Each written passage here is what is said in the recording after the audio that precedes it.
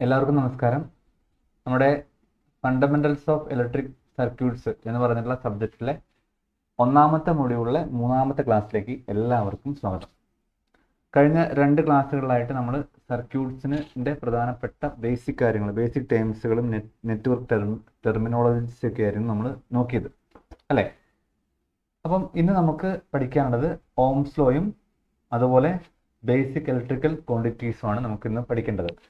കാരണം ഇത് നമുക്ക് പഠിക്കാതെ മുമ്പോട്ട് പോയി കഴിഞ്ഞാൽ നമ്മൾ ഈ പറഞ്ഞ പോലെ സൂപ്പർ പൊസിഷൻ തിയറം ആണെങ്കിലും തെവനിൻ തിയറം ആണെങ്കിലും ഒക്കെ നമുക്ക് ആ പ്രോബ്ലംസ് ചെയ്യുന്ന സമയത്ത് കൃത്യമായിട്ട് ഈ ഓംസ് ലോ ഒക്കെ അപ്ലൈ ചെയ്തിട്ട് ചെയ്യേണ്ട ഒരു സംഗതിയാണ്. സോ അതുകൊണ്ട് ഓംസ് ലോ അറിഞ്ഞിരിക്കുക എന്നുള്ളത് ഇമ്പോർട്ടൻ്റ് ആണ്. സോ ഓംസ് ലോ നമ്മൾ പറയുക മോസ്റ്റ് ഫണ്ടമെന്റൽ ലോ ആയിട്ടാണ് നമ്മൾ പറയുക. മോസ്റ്റ് ഫണ്ടമെന്റൽ ലോ ആണ് എന്ത്? Ohm's law. ഓക്കെ, അപ്പം നമുക്ക് ഓംസ് ലോയും അതിൻ്റെ ഇക്വേഷൻസും അത് സോൾവ് ചെയ്യുന്ന രീതികളും ഒക്കെ പഠിക്കാതെ നമുക്ക് എന്ത് ചെയ്യാൻ പറ്റില്ല? നമ്മൾ ഈ പ്രധാനപ്പെട്ട സൂപ്പർ പൊസിഷൻ തിയറം പോലുള്ള തിയറങ്ങളിലേക്ക് കിടക്കാൻ കഴിയില്ല. സോ നോക്കാം എന്തൊക്കെയാണ്. ഒന്നാമതായിട്ട് ഇലക്ട്രിക് ചാർജ് നമ്മൾ ക്യൂ എന്ന് പറഞ്ഞ ഒരു ടേംസിലാണ് നമ്മൾ അതിനെ റെപ്രസെൻറ്റ് ചെയ്യുക. ഇലക്ട്രിക് ചാർജ് എന്ന് പറഞ്ഞാൽ എന്താ? നമ്മുടെ ഇലക്ട്രിക് എഫക്ട്സുകളില്ലേ, നമ്മൾ ഈ പറഞ്ഞ പോലെ ലൈറ്റ് കത്തുന്നു, അല്ലെങ്കിൽ ചൂടാവുന്നു, ഹീറ്റ്, അതുപോലെ തന്നെ ലൈറ്റ്, അങ്ങനത്തെ പലതരത്തിലുള്ള എഫക്ട്സുകളില്ലേ, അതിനൊക്കെ റെസ്പോൺസിബിൾ ആയിട്ടുള്ള ഒരു പ്രോപ്പർട്ടി, ബേസിക് പ്രോപ്പർട്ടിയാണ് എന്ന് പറഞ്ഞാൽ ഇലക്ട്രിക് ചാർജ് എന്ന് പറഞ്ഞാൽ. Electric charge is the basic property of matter. ഒരു മാറ്ററിന്റെ ബേസിക് പ്രോപ്പർട്ടിയാണ് എന്ത്? റെസ്പോൺസിബിൾ ഫോർ ഇലക്ട്രിക്കൽ എഫക്റ്റുകളായിട്ടുള്ള, ഇപ്പം കെമിക്കൽ എഫക്റ്റ് ആയിക്കോട്ടെ, അങ്ങനെ മാഗ്നറ്റിക് എഫക്റ്റുകളായിക്കോട്ടെ, എന്ത് തന്നെ എഫക്റ്റുകളാണെങ്കിലും അതിനൊക്കെ കാരണമായിട്ടുള്ള ഒരു ബേസിക് പ്രോപ്പർട്ടിയാണ് ചാർജ് എന്ന് പറഞ്ഞാൽ. ഓക്കെ, അപ്പം അത് നമ്മൾ യൂസ് ചെയ്യുന്ന സിമ്പിൾ ചാർജ് നമ്മൾ സൂചിപ്പിക്കുക എങ്ങനെയാണ്? ക്യൂ എന്ന് പറഞ്ഞ ടേബിളാണ്. യൂണിറ്റും പ്രത്യേകം നോട്ട് ചെയ്യുക. Unit coulomb, COULOMB, coulomb, C എന്ന് പറഞ്ഞിട്ട് നോട്ട് ചെയ്യും. ഓക്കെ, അപ്പം ചാർജ്, ഇലക്ട്രിക്കൽ ചാർജ് അല്ലേ, നമ്മൾ ഒരു ഇലക്ട്രിക്കൽ എഫക്റ്റ്, ഇപ്പം കെമിക്കൽ എഫക്റ്റോ മാഗ്നറ്റിക് എഫക്റ്റോ അങ്ങനെ ഹീറ്റിംഗ് എഫക്റ്റ്, എങ്ങനത്തെ എന്ത് എഫക്റ്റുകളാണെങ്കിലും അതിൻ്റെ റെസ്പോൺസിബിൾ ആയിട്ടുള്ള ഒരു ബേസിക് പ്രോപ്പർട്ടിയാണ് എന്ത്? ഇലക്ട്രിക് ചാർജ് എന്ന് പറഞ്ഞാൽ. ക്ലിയർ ആണല്ലോ? ഇനി 2 ടൈപ്പ് ചാർജുകളാണ് നമ്മൾ സാധാരണ പറയാറ്. ഏതൊക്കെയാ types of charge? Types of charge, ഒന്ന് പോസിറ്റീവ് ചാർജ് അല്ലേ, പോസിറ്റീവ് ചാർജ്. രണ്ടോ സ്വാഭാവികമായിട്ടും നെഗറ്റീവ് ചാർജാണ്. ഓക്കെ, ഇനി നമുക്ക് ഇതിന്ന് ബേസിക് ആയിട്ട് നമുക്ക് അറിയേണ്ട കാര്യം എന്താ? ഇലക്ട്രോൺസിന്റെ ചാർജ് ഏതാ? ഇലക്ട്രോൺസിന്റെ ചാർജ് നെഗറ്റീവ് ആണെന്നുള്ള കാര്യം ഓർത്തിരിക്കുക. നെഗറ്റീവ് ആണ് കേട്ടോ, negative. So electrons carries negative charge ആണ്. പിന്നെ ഒരു ആറ്റത്തിൽ വരുന്ന പ്രോട്ടോൺസ്, ഒരു ആറ്റത്തിന്റെ കേസിൽ പറയുമ്പോൾ പ്രോട്ടോൺസ് പോസിറ്റീവ് ചാർജാണ് ക്യാരി ചെയ്യുന്നത്. ക്ലിയർ ആണല്ലോ? പിന്നെ ചാർജുമായി ബന്ധപ്പെട്ടുള്ള കാര്യം പറയുകയാണെങ്കിൽ മറ്റൊരു പോയിന്റ് ആണ് ലൈക്ക് ചാർജസ് റിപ്പൽ ചെയ്യും. അതായത് പോസിറ്റീവും നമ്മൾ അടുത്ത് കൊണ്ടുവന്നാൽ എന്ത് ചെയ്യും? അത് അകന്നു പോകും അല്ലേ? ലൈക്ക് ചാർജസ് റിപ്പൽ ചെയ്യും. അതുപോലെ അൺലൈക്ക് ചാർജസ് എന്താണ്? അട്രാക്ട് ചെയ്യും. അതായത് പോസിറ്റീവും നെഗറ്റീവും ഉണ്ട്, അത് തമ്മിൽ എന്ത് ചെയ്യും? ഒരു അട്രാക്റ്റീവ് സ്വഭാവമാണ് ഉണ്ടാവുക.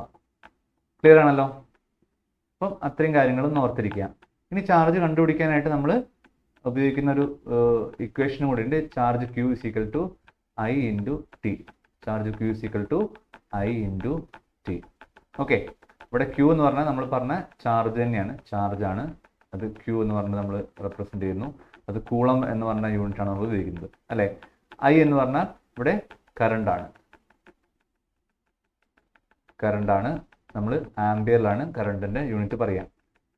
T എന്ന് പറഞ്ഞാൽ എന്തായിരിക്കും? ഇപ്പം ടൈം ആണ് അല്ലേ, ടൈം. അത് നമ്മൾ സെക്കൻഡ്സിലാണ് പറയാം.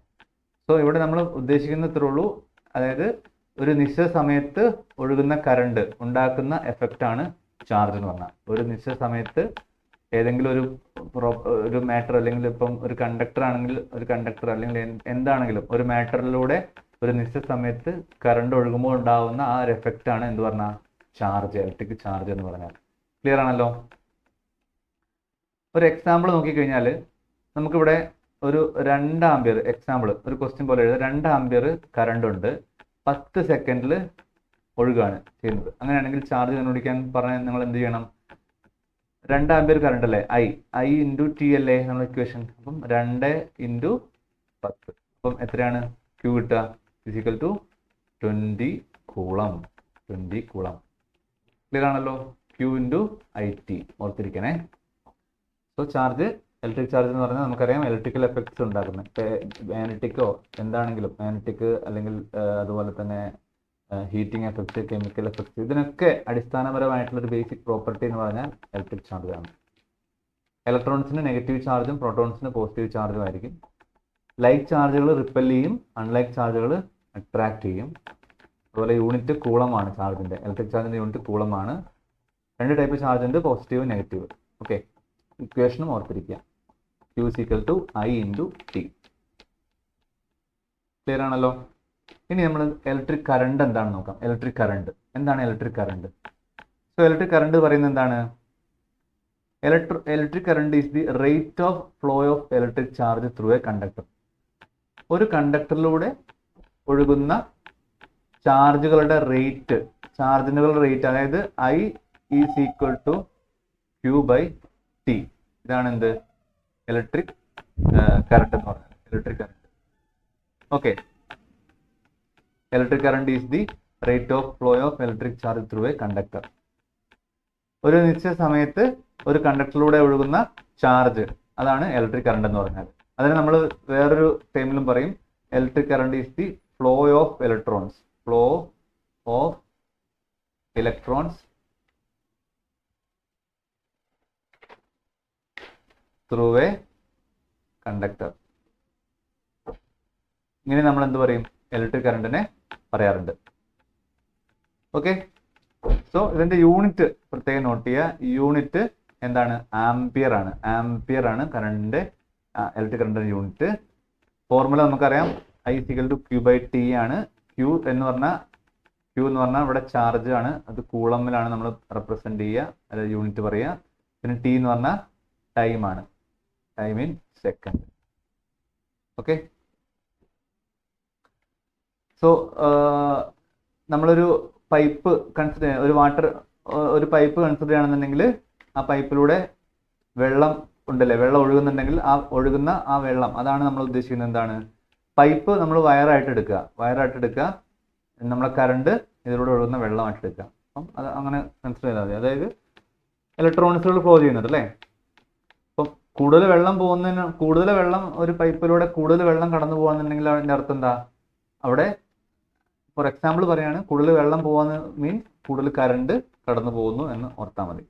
സോ കൂടുതൽ ഇലക്ട്രോൺസുകൾ, ഇവിടെ വെള്ളത്തിന് പകരം ഇവിടെ ഇലക്ട്രോൺസുകളാണ് കൂടുതൽ മൂവ് ചെയ്യുന്നെങ്കിൽ കൂടുതൽ കറണ്ടാണ് ഇവിടെ മൂവ് ചെയ്യുന്നതെന്ന് പറയാം.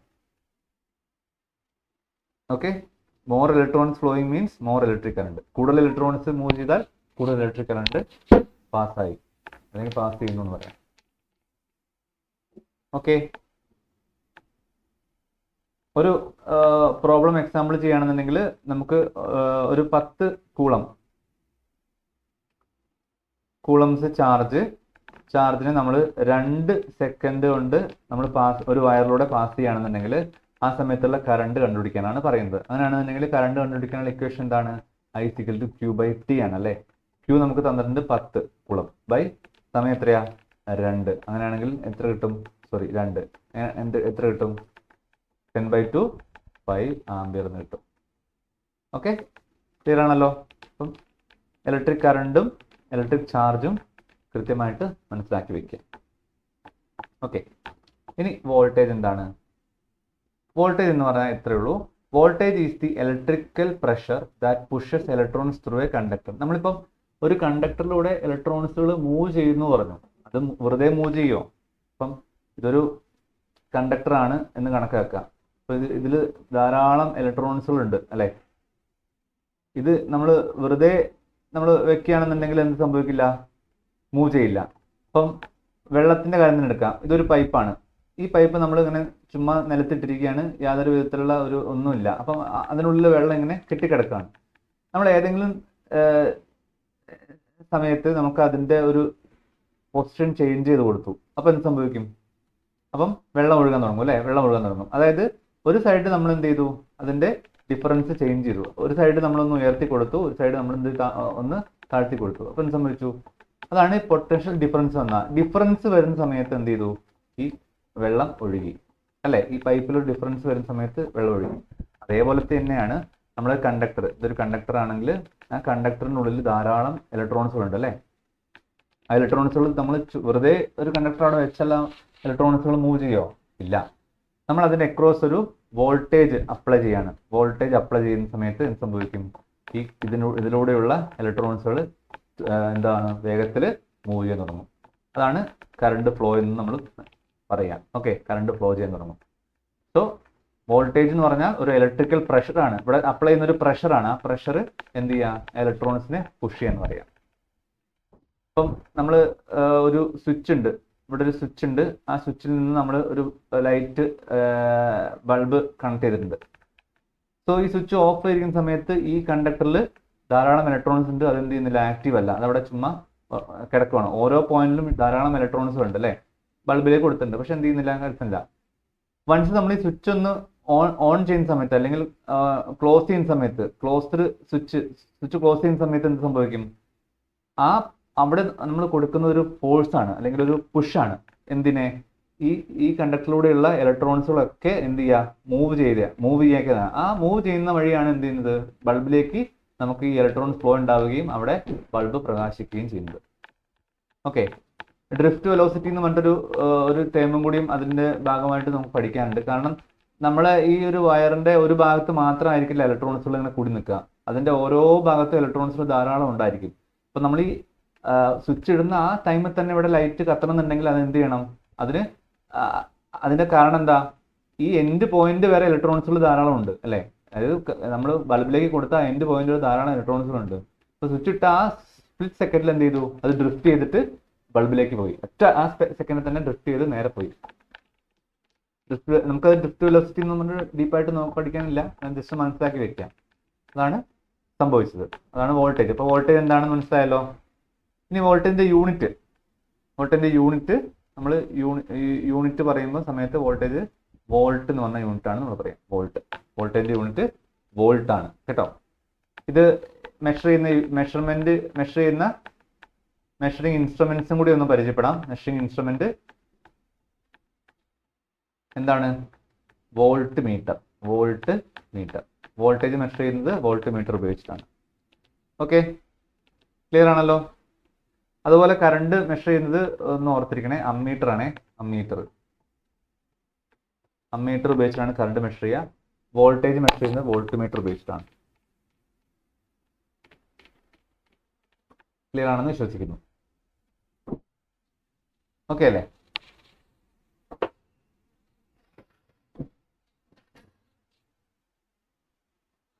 സോ എന്താണ് പിന്നെ EMF? ഇലക്ട്രോ മോട്ടീവ് ഫോഴ്സ് എന്താണ്? അപ്പോൾ നമ്മൾ വോൾട്ടേജ് പറഞ്ഞു. എന്തായിരിക്കും EMF? അതായത് EMF എന്ന് പറഞ്ഞാൽ ഒരു സോഴ്സ് സപ്ലൈ ചെയ്യുന്ന ഇലക്ട്രിക്കൽ എനർജിയാണ്. EMF is the electrical energy supplied by a source per coulomb of charge. ഇപ്പോൾ നമ്മൾ ഒരു സർക്യൂട്ടിൽ ഉണ്ട്, അങ്ങനെ ഒരു സർക്യൂട്ടാണ്. ഇവിടെ ഒരു വോൾട്ടേജ് സോഴ്സ് ഉണ്ട്. ഈ വോൾട്ടേജ് സോഴ്സ് ഈ സർക്യൂട്ടിലേക്ക് സപ്ലൈ ചെയ്യുന്ന ആ ഒരു പവർ, അതാണ് എന്ത് പറയുന്നത്? ആ ഇലക്ട്രിക്കൽ എനർജി നമ്മൾ EMF എന്ന് പറയും.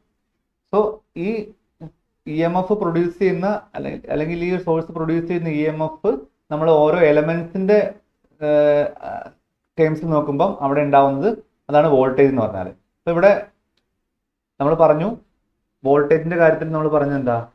ആ സർക്യൂട്ടിലൂടെയുള്ള ഇലക്ട്രോൺസുകളെ, കണ്ടക്ടറിലുള്ള ഇലക്ട്രോൺസുകളെ പുഷ് ചെയ്ത അല്ലെങ്കിൽ പുഷിംഗ് ഫോഴ്സ് ആണ് പറഞ്ഞു.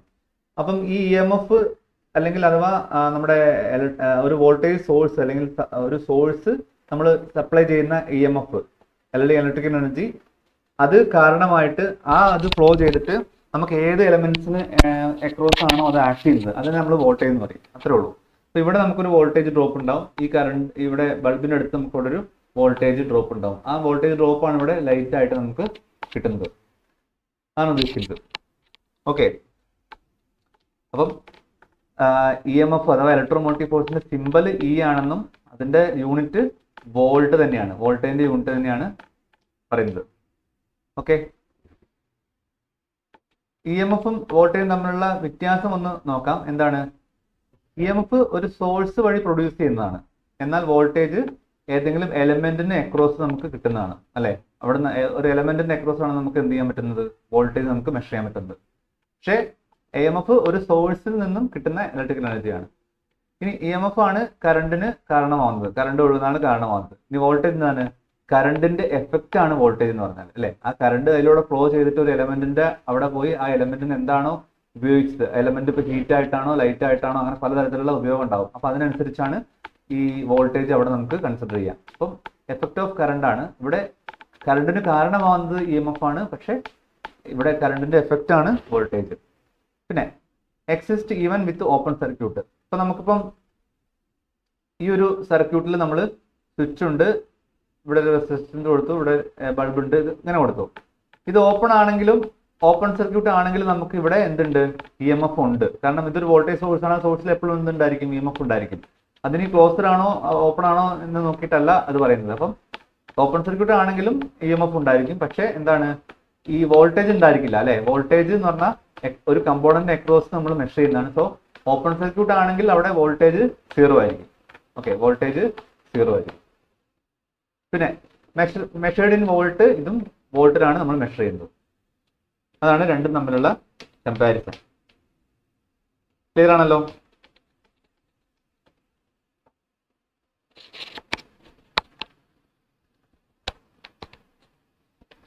അതൊന്ന് ഓർത്തിരിക്കുക. ഇനി എന്താണ് റെസിസ്റ്റൻസ്? കറണ്ട് പറഞ്ഞു, വോൾട്ടേജ് പറഞ്ഞു, ഇലക്ട്രിക് ചാർജ് പറഞ്ഞു, EMF പറഞ്ഞു. ഇനി റെസിസ്റ്റൻസ് എന്തായിരിക്കും? Resistance is the opposition offered to the flow of electric current. ഇപ്പൊ ഒരു കണ്ടക്ടറിലൂടെ കറണ്ട് കടന്നു പോകുകയാണെന്നുണ്ടെങ്കിൽ അതിനെന്തെങ്കിലും ഒരു കറണ്ട് ഇതിലൂടെ പാസ് ചെയ്യുകയാണെങ്കിൽ അതിനെ ഒപ്പോസ് ചെയ്യുന്ന ഒരു ഫോഴ്സ് ആണ് റെസിസ്റ്റൻസ് എന്ന് പറഞ്ഞാൽ. ഓക്കെ, അതായത് ഇപ്പൊ നമ്മൾ ഒരു പൈപ്പിലൂടെ വെള്ളം പോകുന്നുണ്ട്, വെള്ളം കൂളായിട്ട് ഒഴുകുന്നുണ്ട്. പക്ഷെ ആ പൈപ്പിന് നമ്മൾ എവിടെയെങ്കിലും ഒന്ന് മടങ്ങിപ്പോയി, എന്തെങ്കിലും ഒരു മടങ്ങി പോകുന്ന സിറ്റുവേഷൻ വന്നാൽ എന്ത് സംഭവിക്കും? ഇതിലൂടെ ഒഴുകുന്ന വെള്ളം ആയിരിക്കില്ല എവിടെ ഒഴുകുക, ഇവിടെ ഒഴുകുക. അപ്പൊ ഇവിടെ എന്താണ്, ഒരു റെസിസ്റ്റൻസ് ഉണ്ടായി, അല്ലെ?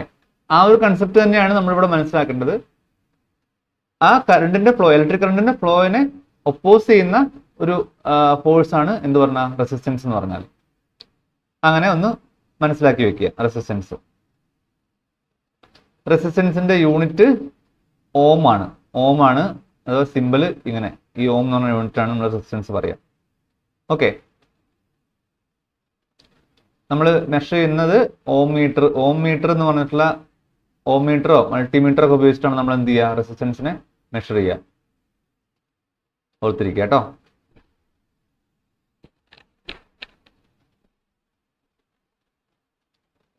ഓക്കെ,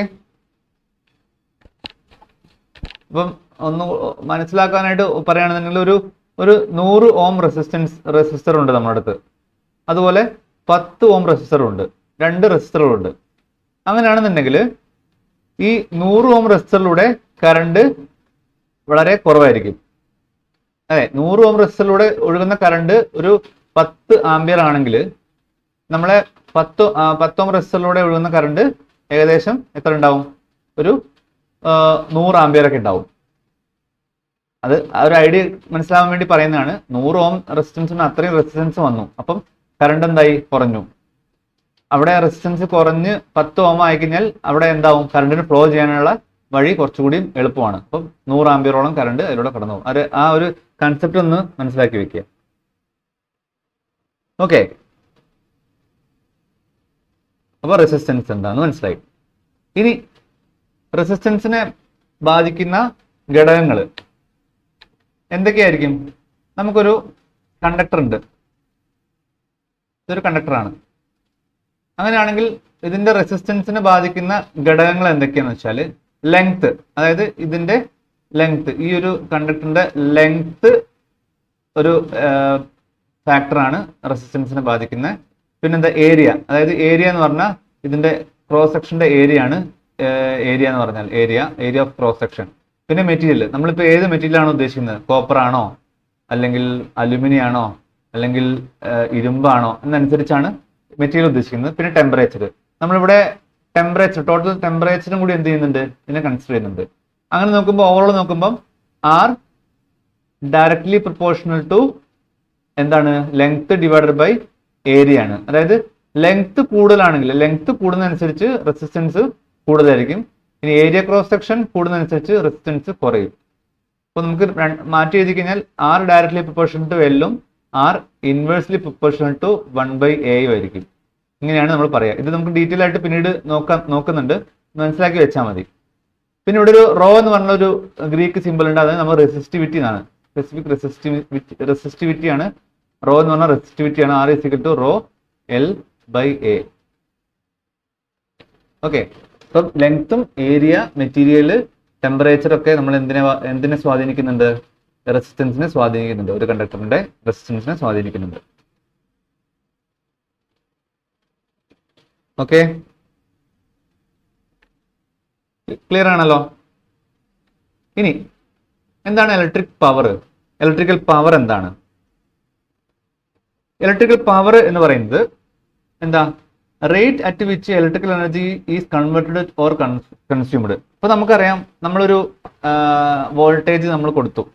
ഇപ്പോൾ നമ്മളെ വീട്ടിൽ നമ്മുടെ ഇസ്തിരിപ്പെട്ടി തന്നെ കൺസിഡർ ചെയ്യാം. നമ്മൾ ഇസ്തിരിപ്പെട്ടി നമ്മളെ പ്ലഗിൽ കണക്ട് ചെയ്തു, ഇസ്തിരിപ്പെട്ടി ചൂടായി, നമ്മൾ എന്ത് ചെയ്തു, അത് കൃത്യമായിട്ട് യൂസ് ചെയ്തു. അപ്പൊ ഇസ്തിരിപ്പെട്ടിക്ക് ഒരു റേറ്റിംഗ് ഉണ്ട് അല്ലേ. ഇപ്പം ഫോർ എക്സാമ്പിൾ 800 വാട്ട്സ് ആണ് ഇതിന്റെ റേറ്റിംഗ്. അതായത് പവർ നമ്മൾ മെൻഷൻ ചെയ്യുക വാട്ട്സിലാണ്. അതിനർത്ഥം നമ്മൾ കൊടുക്കുന്ന ഇലക്ട്രിക്കൽ എനർജി അനുസരിച്ച്, അത് എത്ര സമയത്താണോ ഇലക്ട്രിക്കൽ എനർജി കൊടുത്തിരിക്കുന്നത് അതിനനുസരിച്ച് അവിടെ ഒരു ഔട്ട്പുട്ട് അല്ലെങ്കിൽ അതിനെ കൺവേർട്ട് ചെയ്ത് ഹീറ്റ് എനർജിയാക്കി മാറ്റി. നമ്മൾ കൊടുക്കുന്ന ഇലക്ട്രിക്കൽ എനർജി അവിടെ എന്തായി, ഹീറ്റ് എനർജി ആയിട്ട് മാറി.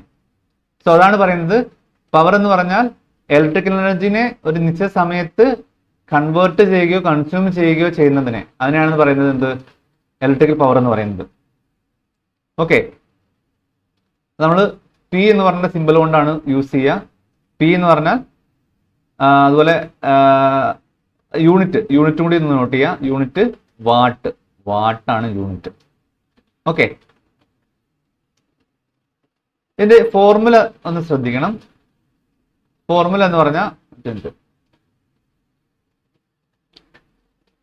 P = V × I ആണ് ഇതിന്റെ equation. P = V × I. Okay, P = V × I ഒന്ന് നോട്ട് ചെയ്തോളൂ.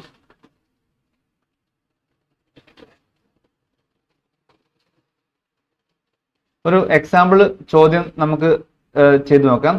നമുക്ക് വോൾട്ടേജ് തന്നിട്ടുണ്ട് 230 വോൾട്ട്. അതിന്റെ കറണ്ട് റേറ്റിംഗ് I എന്ന് പറഞ്ഞാൽ 2 ആംപിയർ ആണ്. അങ്ങനെയാണെങ്കിൽ പവർ എത്ര എന്ന ചോദ്യം. അപ്പോൾ പവർ കണ്ടുപിടിക്കാം. P = V × I ആണ് നമ്മുടെ ഇക്വേഷൻ. = 230 × 2 എത്ര കിട്ടും? 460 വാട്ട്സ്. ഇതാണ് അവിടെ ഉപയോഗിച്ചിരിക്കുന്ന പവർ. ഓക്കെ,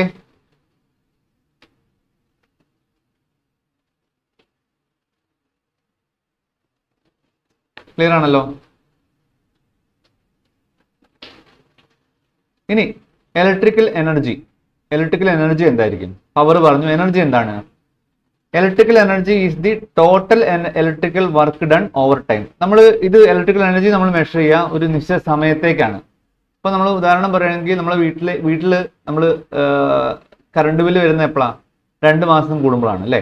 അപ്പം ആ ഒരു 2 മാസത്തെ പീരീഡിൽ നമ്മൾ എത്രത്തോളം എനർജി ഉപയോഗിച്ചു, എന്ന രീതിയിലാണ് ഇലക്ട്രിക്കൽ എനർജി നമ്മൾ കൺസിഡർ ചെയ്യുക. അപ്പം 2 മാസ കണക്കാണ് നമ്മൾ KSEB കണക്ക് കൂട്ടുക. ഇനിയിപ്പോൾ ഒരു ദിവസത്തെ മൊത്തത്തിലുള്ള ആ ഒരു ഉപയോഗമാണ് നമ്മൾ നോക്കുന്നതെങ്കിൽ അത്രയും നമ്മൾ എന്ത് ചെയ്യും, കാൽക്കുലേറ്റ് ചെയ്തിട്ട് നമ്മൾ പറയും ഇലക്ട്രിക്കൽ എനർജി ഇത്ര യൂസ് ചെയ്തു എന്ന് പറഞ്ഞിട്ട്. ഓക്കെ, അത് ഇലക്ട്രിക്കൽ എനർജി E എന്ന് പറഞ്ഞ സിമ്പിളാണ് നമ്മൾ ഉപയോഗിക്കുക. അതിന്റെ യൂണിറ്റ് എന്ന് പറഞ്ഞാൽ എന്താണ്? ജൂൾ ആണ് യൂണിറ്റ് ജൂൾ. ഇലക്ട്രിക്കൽ എനർജിന്റെ യൂണിറ്റ് ജൂൾ. ഇനി അതിന്റെ കൊമേഴ്സ്യൽ യൂണിറ്റും കൂടി ഒന്ന് നോട്ട് ചെയ്യാം. കൊമേഴ്സ്യൽ യൂണിറ്റ്, വാണിജ്യ യൂണിറ്റ് എന്ന് പറഞ്ഞാൽ കിലോ വാട്ട് അവർ ആണ്. അതായത് കിലോ വാട്ട് അവർ. ഓക്കെ, ഇക്വേഷനും കൂടി നോട്ട് ചെയ്യാം. Is equal to P into T. ഒരു നിശ്ചിത സമയത്തേക്ക് നമ്മൾ ഉപയോഗിക്കുന്ന പവർ, അതാണ് ഇലക്ട്രിക്കൽ എനർജി എന്ന് പറഞ്ഞാൽ. യൂണിറ്റ് SI യൂണിറ്റ് ജൂൾ ആണ്. അതിന്റെ കൊമേഴ്ഷ്യൽ യൂണിറ്റ്, വാണിജ്യ യൂണിറ്റ് കിലോ വാട്ട് അവർ ആണെന്ന് ഓർത്തിരിക്കുക.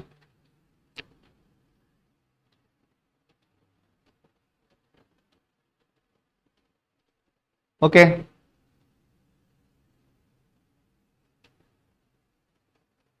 അപ്പം ഈ ഒരു ടേബിള് കൃത്യമായിട്ട് പഠിക്കുക. ചാർജ് Q ആണ് simple, unit Coulomb, simple C അല്ലെ. കറണ്ട് I ആണ് സിമ്പിള്, ആംബിയർ ആണ് യൂണിറ്റ്, A എന്ന് പറഞ്ഞ സിമ്പിൾ ആംബിയറിന്റെ, അതായത് യൂണിറ്റിന്റെ സിമ്പിൾ A ആണ്. വോൾട്ടേജ് V, വോൾട്ട് ആണ് യൂണിറ്റ് V. EMF E, അതും വോൾട്ട് തന്നെയാണ് യൂണിറ്റ്, V എന്ന് പറഞ്ഞിട്ട് നമ്മൾ റെപ്രസെന്റ് ചെയ്യും. റെസിസ്റ്റൻസ് R ആണ്, ഓം ആണ് അതിന്റെ യൂണിറ്റ്, അതിന്റെ സിമ്പിള് ഇങ്ങനെയാണ് അല്ലെ. പവർ P, വാട്ടാണ് യൂണിറ്റ്, W ആണ് അതിന്റെ സിമ്പിള്. എനർജി E അല്ലെങ്കിൽ W, ജൂൾ ആണ് യൂണിറ്റ്, J എന്ന് പറഞ്ഞിട്ട് റെപ്രസെന്റ് ചെയ്യും. ടൈം ആണെങ്കിൽ T, സെക്കൻഡ് ആണ് യൂണിറ്റ്, S സ്മോൾ s ആയിട്ട് നമ്മൾ റെപ്രസെന്റ് ചെയ്യും. ഇമ്പോർട്ടൻ്റ് ആയിട്ടുള്ള യൂണിറ്റുകളൊന്നും മിസ്സാക്കാതെ തന്നെ പഠിക്കണേ. കാരണം പ്രോബ്ലം ചെയ്യുന്ന സമയത്ത് നമ്മൾ ആൻസറിൽ നമ്മുടെ യൂണിറ്റുകളും കൂടി റെപ്രസെന്റ് ചെയ്യാനായിട്ട് ശ്രദ്ധിക്കണം. അല്ലെങ്കിൽ എന്ത് ചെയ്യില്ല, മാർക്ക് കിട്ടില്ല.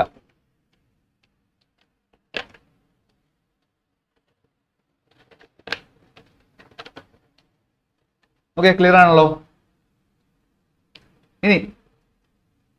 ഇനിയാണ് നമ്മൾ ഇത്രയും കാര്യങ്ങൾ പഠിച്ചു. ഇനി നമുക്ക് ഇതിന്റെ പ്രധാനപ്പെട്ട ഒരു ഭാഗം, ഒരു ഫണ്ടമെന്റൽ ആയിട്ടുള്ള ഒരു ലോ ആണ് ഓംസ് ലോ എന്ന് പറഞ്ഞാൽ. എന്താണ് ഓംസ് ലോ? ഇവിടെ പറയുന്നുണ്ട്, നമ്മൾ കാലാകാലങ്ങളായിട്ട് പഠിച്ചുകൊണ്ടിരിക്കുന്ന ഒരു കാര്യമാണ് ഓംസ് ലോ. നമ്മൾ +1 +2 സയൻസ് എടുത്തവരും പഠിച്ചിട്ടുണ്ടാവും ഫിസിക്സിൽ. അതുപോലെ തന്നെ ഡിപ്ലോമ അല്ലെങ്കിൽ IT പഠിക്കുന്നവരൊക്കെ പഠിക്കുന്ന ഒരു ബേസിക് ആയിട്ടുള്ള ഒരു ലോ ആണ് ഓംസ് ലോ എന്ന് പറഞ്ഞാൽ. At constant temperature, the current flowing through a conductor is directly proportional to voltage across it. അതായത് ഇത്രയേ ഉള്ളൂ. നമ്മളൊരു കണ്ടക്ടർ ഉണ്ട്, ഈ കണ്ടക്ടറിലൂടെ കറണ്ട് ഒഴുകുന്നുണ്ട്. ആ കറണ്ട് ഒഴുകുന്നത് നമ്മൾ ഇതിന്റെ അക്രോസ് കൊടുക്കുന്ന വോൾട്ടേജിന് ആനുപാതികമായിട്ടായിരിക്കും. അതായത് വോൾട്ടേജിന് ആനുപാതികമായിട്ടായിരിക്കും കറണ്ട് ഒഴുകുന്നത്. അതായത് വോൾട്ടേജ് നമ്മൾ കൂടുതൽ കൊടുത്താൽ സ്വാഭാവികമായിട്ടും കറണ്ട് എന്താവും, കൂടുതലായിരിക്കും. വോൾട്ടേജ് നമ്മൾ കുറച്ചാണ് കൊടുക്കുന്നതെങ്കിൽ കറണ്ടും എന്താവും, കുറയും. അതാണ് ഓംസ് ലോ പറയുന്നത്. Okay, V directly proportional to I. അതും ഫിസിക്കൽ കണ്ടീഷൻസിന് മാറ്റങ്ങളൊന്നുമില്ല. ടെമ്പറേച്ചർ കോൺസ്റ്റന്റ് ആയിരിക്കും, ഫിസിക്കൽ കണ്ടീഷൻസിനൊന്നും മാറ്റമില്ല. അതാണ് കോൺസ്റ്റന്റ് ടെമ്പറേച്ചർ എന്ന് പറയുന്നത്. ഓക്കെ, ഇനി പ്രൊപ്പോർഷണാലിറ്റി മാറ്റാനായിട്ട് നമ്മൾ അവിടെ ഒരു ടേം ഉപയോഗിച്ചു, V is equal to I into R. R എന്ന് പറഞ്ഞാൽ വേറെ ഒന്നുമല്ല, റെസിസ്റ്റൻസ് ആണ്. R എന്ന് പറഞ്ഞാൽ റെസിസ്റ്റൻസ് ആണ്, റെസിസ്റ്റൻസ്. ഓക്കെ, ഇനി നമ്മൾ ഈ ഒരു ഓംസ് ലോയുടെ ഇക്വേഷൻസ് ഓർത്തിരിക്കാനായിട്ട് ഒരു ട്രയാങ്കിൾ നമ്മൾ പഠിക്കുകയാണ്. ട്രയാങ്കിൾ, ഇങ്ങനെ ഒരു ട്രയാങ്കിൾ നിങ്ങൾ നിങ്ങളുടെ ബുക്കിൽ വരയ്ക്കുക. ഇതാണ് ട്രയാങ്കിൾ. ട്രയാങ്കിളിന്റെ ഏറ്റവും മുകളിലത്തെ വശം നമ്മൾ എന്ത് ചെയ്യുക, B മാർക്ക് ചെയ്യുക, ഇടത് ഭാഗത്ത് I മാർക്ക് ചെയ്യുക, വലത് ഭാഗത്ത് R മാർക്ക് ചെയ്യുക. ഓക്കെ, ഇനി നമ്മൾ ചെയ്യേണ്ട ഒരു കാര്യം എന്ന് വെച്ചാൽ, നമ്മുടെ നമ്മുടെ കൈ ഉപയോഗിച്ചിട്ട് എന്ത് ചെയ്യാം, I എന്ന് പറഞ്ഞ സ്ഥലത്ത് നമ്മൾ എന്ത് ചെയ്യുക, മറച്ചു പിടിക്കുക. അങ്ങനെയാണെങ്കിൽ Iന്റെ ഇക്വേഷൻ നമുക്ക് കിട്ടും. എന്താണ്, V/R. ഓക്കെ, ഇനി നമ്മൾ എന്ത് ചെയ്യാം, ഒരു മിനിറ്റ് അത് മായ്ക്കട്ടെ. അടുത്തതിൽ നമ്മൾ എന്ത് ചെയ്യുക, ആറിന്റെ വശം നമ്മൾ എന്ത് ചെയ്യുക, മറച്ചു പിടിക്കുക കൈ കൊണ്ട്. അപ്പൊ എന്ത് സംഭവിക്കും, ആറിന്റെ ഇക്വേഷൻ നമുക്ക് കിട്ടി, V/I കിട്ടി. ഇനി നമുക്ക് കണ്ടുപിടിക്കേണ്ടത് വി ആണ് അല്ലേ. വിന്റെ ഇക്വേഷൻ നമ്മൾ ഓൾറെഡി കണ്ടതാണ്, എന്നാലും നമ്മൾ ഒന്നുകൂടി പറയാം. വിന്റെ ഇക്വേഷൻ കാണാനായിട്ടോ. വി ഈസ് ഈക്വൽ ടു എങ്ങനെ കിട്ടും? വിന്റെ ഭാഗം നമ്മൾ എന്ത് ചെയ്യാം? മറച്ചു പിടിച്ചു. അപ്പൊ എന്ത് കിട്ടി? I into R. അപ്പം ഈ ഒരു സെറ്റപ്പിൽ എന്ത് ചെയ്യുക? ഓംസ് ലോയുടെ ഇക്വേഷൻസ് ഓർത്തിരിക്കുക. ഈ ഒരു ട്രയാങ്കിൾ ഇമ്പോർട്ടൻ്റ് ആയിട്ട് നമ്മൾ പഠിക്കേണ്ട ഒരു ട്രയാങ്കിൾ ആണ്. കാരണം കൺഫ്യൂഷൻ വരാതെ നമുക്ക് ഈ ഇക്വേഷനെ എന്ത് ചെയ്യാം? ഡെറൈവ് ചെയ്തെടുക്കാൻ വേണ്ടിയിട്ടുള്ള ഒരു ട്രയാങ്കിൾ ആണ്. സോ അതെന്ത് ചെയ്യാം? നോട്ട് ചെയ്യാം. ഓക്കെ,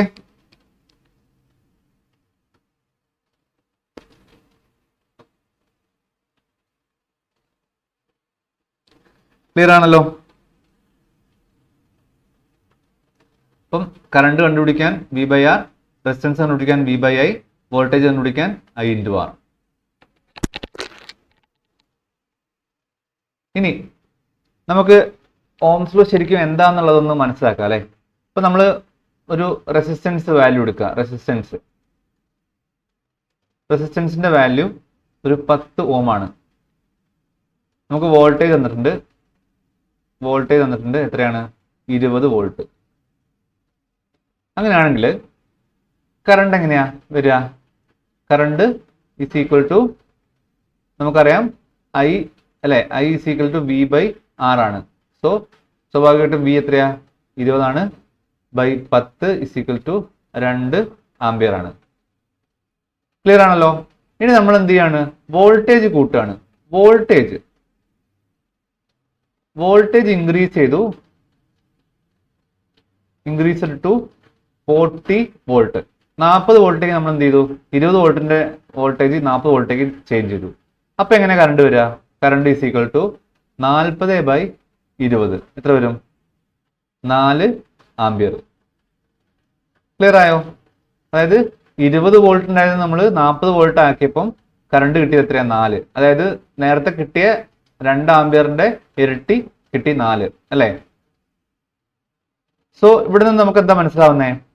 വോൾട്ടേജ് നമ്മൾ ഡബിൾ ആക്കിയപ്പം എന്ത് സംഭവിച്ചു? കറണ്ടും എന്തായി? Current also doubles. So voltage നമ്മൾ ഡബിൾ ആക്കിയപ്പം കറണ്ടും ഓൾസോ ഡബിൾസ്. അതാണ് V directly proportional to current, അല്ലെങ്കിൽ current is directly proportional to voltage. Clear ആണല്ലോ. സോ അത് പ്രധാനമായിട്ടും ഓർത്തിരിക്കുക ഈ ഒരു കാര്യം. ഓക്കെ, ഇനി ഒരു എക്സാമ്പിൾ കൊടുത്തിട്ടുണ്ട് അല്ലേ. എന്താണ്? റെസിസ്റ്റൻസ് 5 ഓം തന്നിട്ടുണ്ട്. 20 വോൾട്ടിന്റെ സോഴ്സ് ആണ് കൊടുത്തിരിക്കുന്നത്. അങ്ങനെയാണെങ്കിൽ കറണ്ട് കണ്ടുപിടിക്കാനാണ് പറഞ്ഞത്. കറണ്ട് കാണാൻ നമുക്കറിയാം ഇക്വേഷൻ എന്താണ്? വി ബൈ ആർ അല്ലേ. വി ഇവിടെ 20 ആണ്, ആറ് 5 ആണ്. അങ്ങനെയാണെങ്കിൽ 20/5 എത്ര വരും? 4 ആംപിയർ എന്ന് വരും. കിട്ടിയോ? ഓക്കെ അല്ലേ? ഇതൊരു സിമ്പിൾ പ്രോബ്ലം അല്ലേ. അതുപോലെ അടുത്തത് കറണ്ട് തന്നിട്ടുണ്ട് 3 ആംപിയർ, റെസിസ്റ്റൻസ് തന്നിട്ടുണ്ട് 8 ഓം. അങ്ങനെയാണെങ്കിൽ വോൾട്ടേജ് കണ്ടുപിടിക്കാൻ പറയുന്നു. നമുക്കറിയാം V is equal to I into R ആണെന്ന് അറിയാം അല്ലേ. V is equal to I into R ആണ്. അങ്ങനെയാണെങ്കിൽ ഐ എത്രയാ? 3 ഇൻറ്റു 8 എത്ര വരും? 8×3 24 വോൾട്ട്. മനസ്സിലാവുന്നില്ലേ? ഓക്കെ, അടുത്തത് റെസിസ്റ്റർ 5 ആംപിയർ കറണ്ടിനെയാണ് ക്യാരി ചെയ്യുന്നത്. അതായത് നമുക്ക് കറണ്ട് തന്നു 5 ആംപിയർ. അതും ആ റെസിസ്റ്റർ കണക്ട് ചെയ്തിരിക്കുന്നത് 50 വോൾട്ട് സപ്ലൈയിലേക്കാണ്. അപ്പോൾ വോൾട്ട് തന്നു 50 വോൾട്ട്. അപ്പോൾ കണ്ടുപിടിക്കേണ്ടത് R ആണ്. R ഈക്വൽ ടു എത്രയാണെന്നുള്ളത്. അപ്പോൾ നമുക്ക് അറിയാവുന്ന equation V equal to I into ആറും അതുപോലെ I equal to V by ആറും ആണ്. അപ്പോൾ നമ്മൾ ചെയ്തു. ഇനി R ഏതാ? R ഈക്വൽ ടു എന്താണ്? R equal to V by I ആണ്. So R equal to V എത്രയാ? 50 ബൈ കറണ്ട് 5 എത്ര വരും? 10 ഓം. 10 ഓം എന്ന് വരും ആൻസർ. 10 ഓം എന്ന് വരും. ഓക്കെ, ക്ലിയർ ആണല്ലോ. ഇനി അടുത്തൊരു ചോദ്യം. 12 വോൾട്ട് ബാറ്ററി 6 ഓം റെസിസ്റ്ററുമായിട്ട് കണക്ട് ചെയ്തിട്ടുണ്ട്. അങ്ങനെയാണെങ്കിൽ കറണ്ട് കണ്ടുപിടിക്കണം, പവർ കണ്ടുപിടിക്കണം. എങ്ങനെ കണ്ടുപിടിക്കും? നമുക്ക് കറണ്ട് കണ്ടുപിടിക്കാം അല്ലേ? തന്നിരിക്കുന്നത് വി തന്നിട്ടുണ്ട് 12 വോൾട്ട്, റെസിസ്റ്റൻസ് തന്നിട്ടുണ്ട് എത്രയാ? 6 ഓം. അങ്ങനെയാണെങ്കിൽ കണ്ടുപിടിക്കേണ്ടത് എന്താ? ഐ ആണ്. I is equal to V by R ആണ്, ഇസ് ഈക്വൽ ടു 12/6. നമുക്ക് കിട്ടും 2 ആംപിയർ. ഓക്കെ, ഇനി നമുക്ക് കണ്ടുപിടിക്കേണ്ട പവർ ആണ്. പവർ പി എന്ന് പറഞ്ഞാൽ നമുക്കറിയാം വി ഇൻറ്റു ഐ ആണ്. വി ഇൻറ്റു ഐ ആണ് ഇക്വേഷൻ, നമ്മൾ കണ്ടിരുന്നു. അങ്ങനെയാണെങ്കിൽ ഇവിടെ നമുക്ക് വി അറിയാം, നമുക്ക് എത്രയാ? 12 വോൾട്ട് ആണ്, ഇൻറ്റു കറണ്ട് 2 ആണ്. സോ സ്വാഭാവികമായിട്ടും എന്ത് വരും? V into I 12 into 2 24 watt അല്ലേ? Watt. P equal to 24 watt. ഇനി നമ്മൾ ഒരു പ്രധാനപ്പെട്ട കാര്യം പറയാനുള്ളത്, നമുക്കറിയാം P equal to V into I ആണ്. ഇനി പവറിന് നമുക്ക് വേറെ ഇക്വേഷൻസ് ഉപയോഗിക്കാമോ? ഇപ്പൊ നമുക്കറിയാവുന്ന ഇക്വേഷൻസ് വി എന്താ? V equal to I into R ആണ്. ഇത് ഒരു ഒന്നാമത്തെ ഇക്വേഷൻ ആക്കി വെക്കുക. ഇനി ഐ എന്താ? I equal to V by R ആണ്. ഇത് രണ്ടാമത്തെ ഇക്വേഷൻ ആക്കി വെക്കുക. ഇത് ഇത് ഒന്നാമത്തെയും ഇത് രണ്ടാമത്തെയും ഇത് മൂന്നാമത്തെ ആക്കി വെക്കുക. ഇനി നോക്കൂ, ഒന്നാമത്തെ ഇക്വേഷനിലേക്ക് നമ്മൾ രണ്ടാമത്തെ ഇക്വേഷൻ അപ്ലൈ ആണ്. ഒന്നാമത്തെ ഇക്വേഷനിലേക്ക് രണ്ടാമത്തെ ഇക്വേഷൻ അപ്ലൈ ആണ്. അല്ലെങ്കിൽ ഇങ്ങനെ എഴുതാം,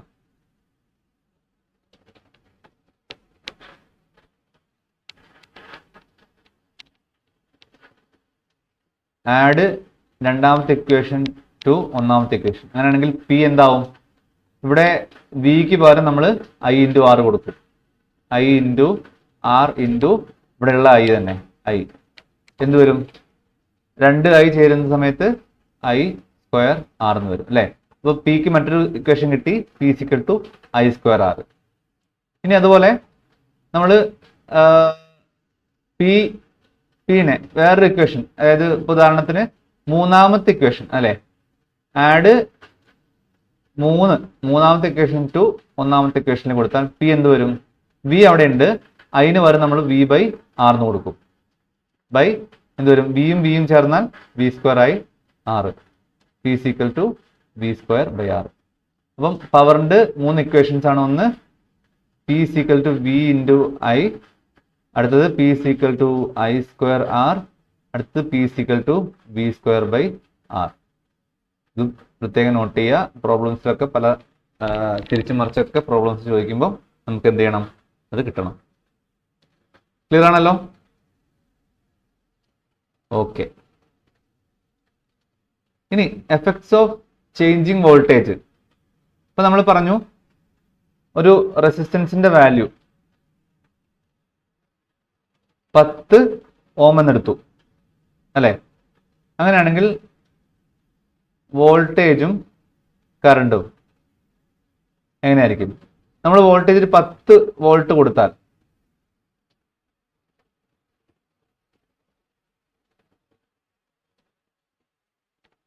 ഇങ്ങനെയാണ്. 10 വോൾട്ട് കൊടുത്താൽ കറണ്ട് എത്ര ഉണ്ടായിരിക്കും? 10 വോൾട്ട് കൊടുത്താൽ കറണ്ടിന് എന്ത് സംഭവിക്കും? അതായത് I is equal to V by R ആണ് എന്ന് വരുമ്പം 10 വോൾട്ട് ഡിവൈഡ് ബൈ 10 റെസിസ്റ്റൻസ് എത്രയാ? 1 അല്ലേ? അപ്പോൾ 1 ആംപിയർ കറണ്ട് കിട്ടും. അങ്ങനെയാണെങ്കിൽ ഒരു 20 വോൾട്ട് കൊടുത്താൽ ഇവിടെ എന്ത് വരും? 2 ആംപിയർ കറണ്ട് വരും.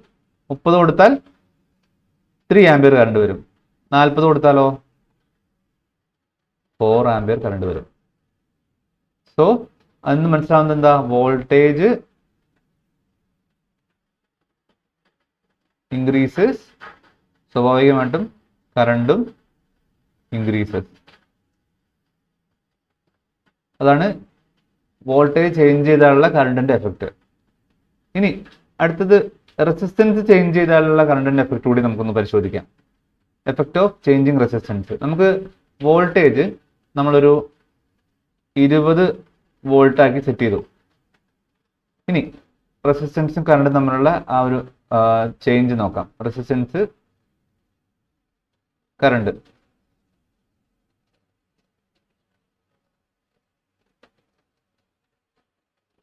ഓക്കെ, റെസിസ്റ്റൻസിൽ 5 ഓം ആണ് നമ്മൾ കൊടുത്തത്. അങ്ങനെയാണെങ്കിൽ current I is equal to V by R ആണ്. വി എന്ന് പറഞ്ഞാൽ എത്രയാ? 20 ബൈ 5 എത്ര വരും? 20/5 4 അല്ലേ? 4 ആംബിയർ. ഓക്കെ, അപ്പം 5 ഓം കൊടുത്തപ്പം 4 ആംബിയർ കിട്ടി. ഇനി 10 ഓമാണ് നമ്മളിവിടെ കൊടുത്തത്. അങ്ങനെയാണെങ്കിലോ എന്ത് വരും? 20/10 എന്ത് വരും? 2 ആംബിയർ അല്ലേ? അപ്പം 2 ആംബിയർ ആയി. ഇനി അടുത്തത് 20 ഓം. നമ്മൾ റെസിസ്റ്റൻസ് കൂട്ടി 20 ഓം ആക്കി കഴിഞ്ഞാൽ എന്ത് സംഭവിക്കും? 20/20 ഇസിക്വൽ ടു എന്ത് വരും? 1 ആംബിയർ വരും. അപ്പം അത് 1 ആംബിയർ ആയി. ഇനി നമ്മളൊരു 40 ഓം ആക്കി കൂട്ടി. അപ്പം എന്ത് സംഭവിക്കും? 20/40 എന്ത് വരും? ഇത് വരുമ്പം 0.5 ആംബിയർ. 0.5 ആംബിയർ. ഇതിനർത്ഥം എന്താ? ഹയർ റെസിസ്റ്റൻസ് കൂടുന്തോറും ഹയർ റെസിസ്റ്റൻസ് നമുക്ക് തരുന്നത് എന്താ? ലോവർ കറണ്ട് ആണ്. Lower current. സോ മനസ്സിലാക്കേണ്ട കാര്യം, കറണ്ട് നമ്മളെ വോൾട്ടേജിനോട് ഡയറക്റ്റ്ലി പ്രൊപ്പോർഷണലും റെസിസ്റ്റൻസിനോട് ഇൻവേഴ്സ്ലി പ്രൊപ്പോർഷനും ആയിരിക്കും. ഓക്കെ, ക്ലിയർ ആണല്ലോ? റെഡി. സോ അത്രയാണ് നമ്മൾ പ്രധാനപ്പെട്ട ഇന്ന് പറയാൻ ഉദ്ദേശിച്ച കാര്യങ്ങൾ. എല്ലാം ഒന്നും കൂടി മനസ്സിലാവാത്തത് വീണ്ടും ഒന്ന് കണ്ട് അത് മനസ്സിലാക്കി മുമ്പോട്ട് പോവാം കേട്ടോ. സംശയങ്ങൾ എന്തെങ്കിലും ഉണ്ടെങ്കിൽ നമ്മുടെ ചാറ്റ് ബോക്സിൽ ചോദിച്ചാൽ മതി, ഞാനത് ക്ലിയർ ചെയ്ത് തരാം. ഓക്കെ, അതുപോലെ അടുത്ത ക്ലാസ് നമുക്ക് പഠിക്കാനുള്ളത് DC series and parallel circuit ആണ്.